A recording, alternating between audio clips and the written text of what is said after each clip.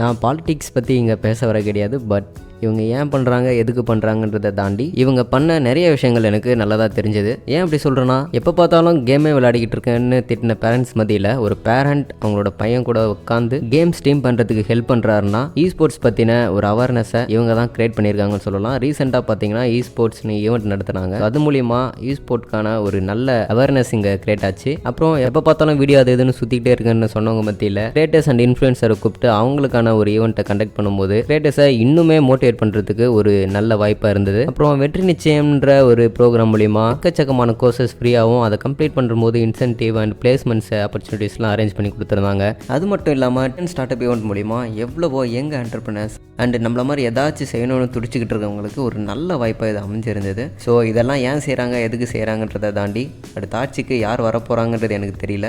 So யாராக இருந்தாலும் சரி, இவ்வளோ பேர் வேலை இல்லாமல் கஷ்டப்பட்டுட்ருக்காங்க. ஸோ இந்த மாதிரி விஷயத்தில் ஃபோக்கஸ் பண்ணால் ரொம்பவே நல்லா இருக்குன்றது என்னோட கருத்து. நீங்கள் என்ன நினைக்கிறீங்கன்ட்டு கமெண்ட்டில் சொல்லுங்கள். அப்புறம் இவன் ஏதோ சொல்லணுமா, என்னன்னு கேட்டுவாங்க. என்னடா உட்காந்துட்டான் அப்படின்னு பார்க்குறீங்களா? உங்ககிட்ட சில விஷயங்களை ஷேர் பண்ணணும்னு நினச்சேன். இது ஒரு அனௌன்ஸ்மெண்ட்டாக கூட எடுத்துக்கலாம்.